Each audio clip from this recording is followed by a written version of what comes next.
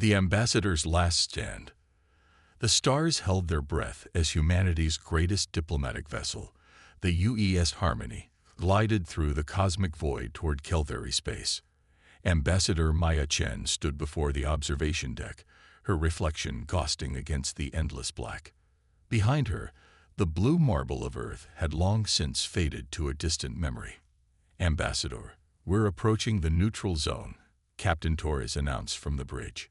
"The Kelveri delegation is already waiting." Maya smoothed her formal uniform, the golden phoenix emblem of United Earth gleaming under the ship's lights. Humanity had come so far since those first tentative steps into space. Now they stood at the precipice of their greatest challenge yet, negotiating peace with the Kelveri Empire. The Kelveri had ruled over 17 star systems for millennia, their crystalline ships and energy weapons making them the undisputed masters of this galactic sector. When humanity's expanding colonies had brushed against their borders, tensions had escalated rapidly. This meeting would determine whether Earth joined the galactic community as equals or became another conquered world. "Remember the protocols," Security Chief Jackson reminded her team. "No sudden movements. The Kelveri consider direct eye contact an act of aggression." Maya nodded, though her stomach churned with unease. The preliminary communications had been tense, filled with barely veiled threats and demands for submission. But Earth had not clawed its way to the stars just to kneel before alien overlords. The Harmony docked with the massive Kelveri station, its organic architecture pulsing with bioluminescent patterns. As the airlock hissed open, Maya led her delegation into the alien structure. The corridors writhed like living tissue, and the air tasted of ozone, and something indefinably wrong. Lord Executor Vexhai awaited them in the central chamber, his 4 arms folded in what Maya had learned was a gesture of superiority. The Kelveri stood 3 meters tall, their translucent skin revealing the complex network of organs beneath. His 6 eyes fixed on the human delegation with predatory intensity. "Humans," Vexhay's voice resonated through the chamber, translated by the neural implants both species wore. "You have trespassed into sacred Kelveri space. Your colonies on Kepler 442 and Wolf 359 violate our ancient claims." Maya stepped forward, keeping her gaze lowered respectfully. "Lord Executor, we come in peace. Humanity seeks only to find our place among the stars. We had no knowledge of your prior claims to these systems. Ignorance changes nothing," Vexhai dismissed. "The Empire demands immediate evacuation of all human settlements within our expanded border zone. You have 1 solar rotation to comply." The temperature in the room seemed to drop. Maya had studied the star charts. The expanded border zone included 12 human colonies and over 3 million settlers. It was an impossible demand. "With respect, Lord Executor, we cannot abandon our people. Perhaps we could negotiate a shared governance structure." "The Kelveri do not share," Vexhay's voice thundered. "You dare suggest equality with the Empire? Your species emerged from your gravity well mere centuries ago. We have ruled the stars since before your son was born." Maya felt Jackson tense beside her, hand drifting toward his sidearm. She subtly gestured for him to stand down. Violence here would doom Earth to certain destruction. "Then let us propose a compromise." Maya tried again. "A phased withdrawal from disputed territories, with guarantees for our citizens' safety." "There will be no compromise." Vexhay's form began to pulse with agitation. "Submit or face annihilation. This is the natural order." The negotiations deteriorated rapidly. Each proposal Maya offered was rejected with increasing hostility. The Kelveri's demands grew more extreme, not just evacuation, but tribute payments, technology transfers, even human subjects for their biological experiments. "You ask too much," Maya finally said, steel creeping into her voice. "Earth will defend her children." "Then Earth will burn," Vexhai responded. He raised one crystalline arm, and Maya saw the weapon forming from his very flesh. "But first, you will serve as an example." Time slowed. Jackson shouted a warning. Maya raised her hand in a futile gesture of peace. The plasma burst caught her in the chest, the searing pain beyond description. She fell, her body convulsing as alien energy coursed through her nervous system. Through the haze of agony, she heard Captain Torres screaming over the comms. Her team was retreating, dragging her broken form toward the airlock. But Maya knew she was dying. With her last strength, she activated her neural recorder. "Earth, they want war," she gasped, blood bubbling from her lips. "Don't submit. Fight. For all of us." The recording streamed directly to Earth's quantum network as Maya Chen, humanity's greatest diplomat, died on the cold deck of an alien station. Her sacrifice would echo across the stars. Back on Earth, the transmission reached the Global Defense Council in real time. President Sarah Martinez watched in horror as the Kelveri executed Ambassador Chen. The war room fell silent, save for the quiet sobs of those who had known Maya personally. "They murdered her," Defense Secretary Kumar whispered, "in cold blood, during a diplomatic mission." Admiral Elena Rodriguez, commander of Earth's military forces, stood rigid with barely contained fury. "Madam President, the Kelveri have committed an act of war. They've shown us exactly what they think of humanity, that we're insects to be crushed." President Martinez closed her eyes, the weight of 6 billion lives pressing on her shoulders. When she opened them again, they held a resolution that would reshape the galaxy.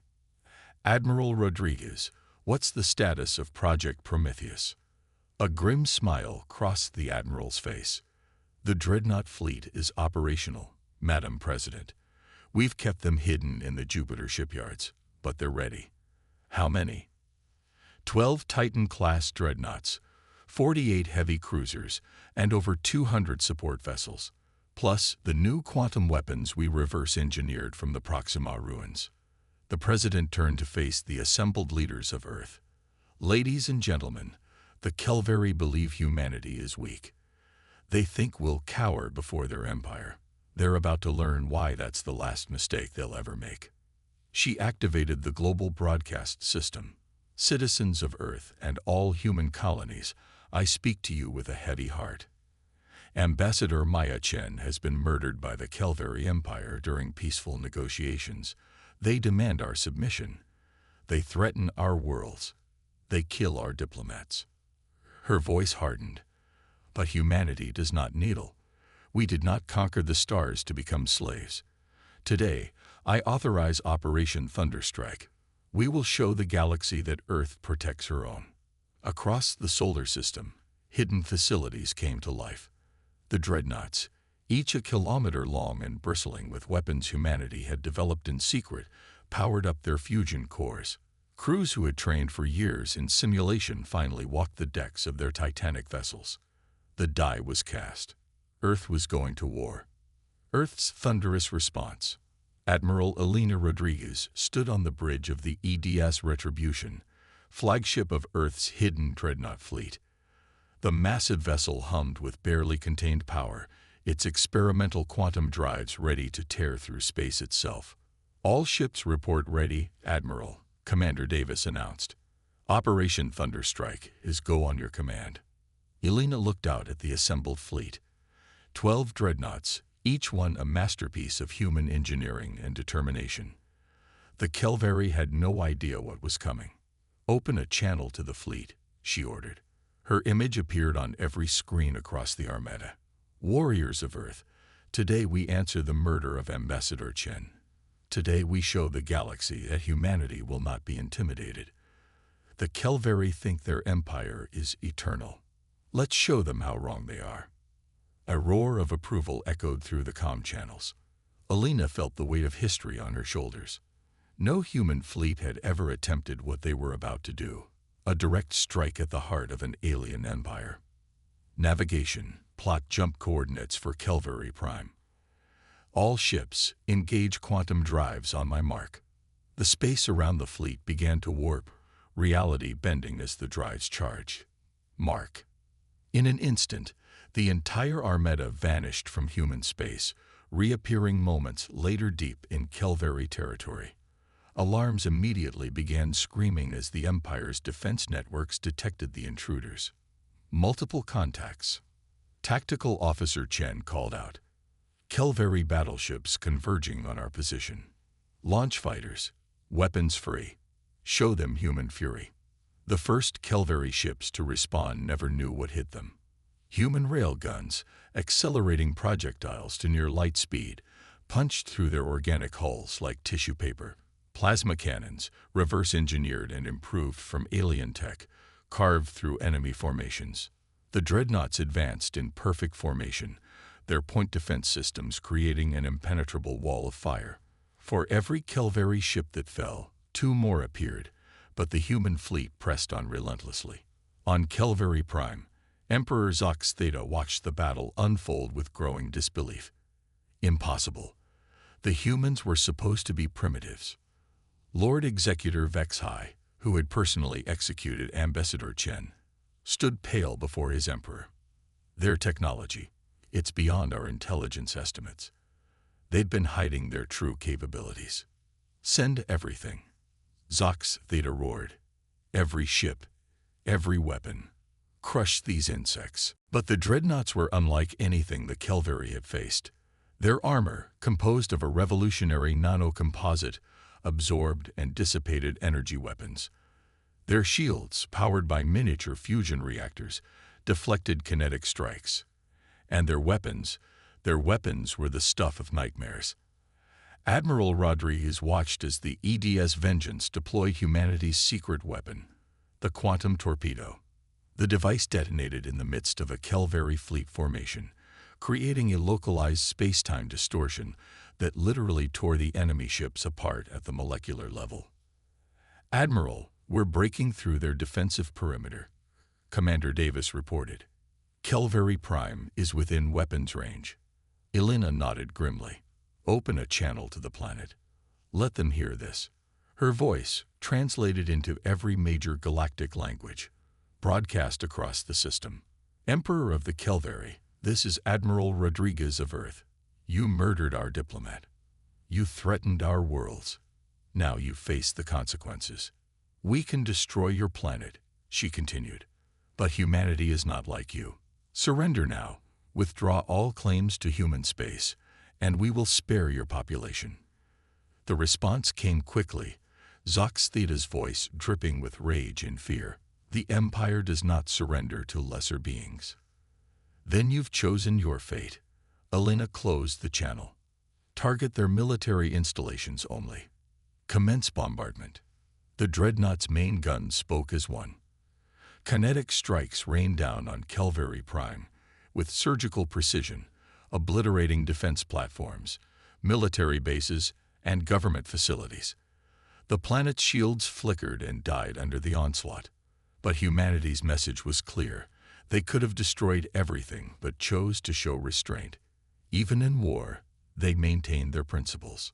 The battle for the Gateway, the critical hyperspace junction that connected Kelveri space to the rest of the galaxy, was the conflict's crescendo. Here, the Empire made its last stand, throwing everything they had at the human fleet. For 6 hours, the two forces clashed in the largest space battle the galaxy had ever seen. Ships died by the dozens, debris fields expanding like deadly clouds. But for every human vessel lost, 10 Kelveri ships fell. The Dreadnought Prometheus, its captain mortally wounded, made the ultimate sacrifice. Overloading its quantum core, it plunged into the heart of the Kelveri formation. The resulting explosion was visible from 3 star systems away, taking a quarter of the enemy fleet with it. As the battle turned decisively in humanity's favor, something unexpected happened. Kelveri ships began to surrender, their crews unwilling to die for an empire that had led them to disaster. "Admiral," Communications Officer Park called out, "we're receiving a priority transmission from Kelveri Prime. It's the Emperor." On screen, Emperor Zox Theta appeared, his crystalline form cracked and dim. Gone was the arrogance, replaced by something the Kelveri rarely showed: humility. "Admiral Rodriguez," he began, his voice weak, "the Empire acknowledges defeat. We surrender unconditionally. Please, spare our people. Elena felt no satisfaction, only grim determination. Your surrender is accepted. Order all Kelveri forces to stand down immediately. As the guns fell silent across the system, humanity's message resonated throughout the galaxy. They had not sought this war, but when pushed, they had responded with overwhelming force, and then shown mercy in victory. The aftermath reshaped galactic politics forever.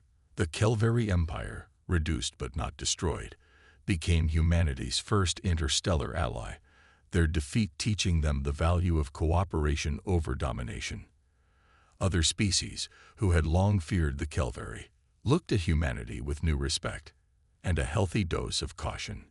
Earth established the Galactic Council, an organization dedicated to peaceful coexistence and mutual defense. The Dreadnoughts, rather than instruments of conquest, became guardians of peace, their presence ensuring that no species would again threaten another with extinction. Ambassador Maya Chen was posthumously awarded the Order of Terra, humanity's highest honor. Her sacrifice had not been in vain. It had catalyzed humanity's emergence as a major galactic power and protector of the weak.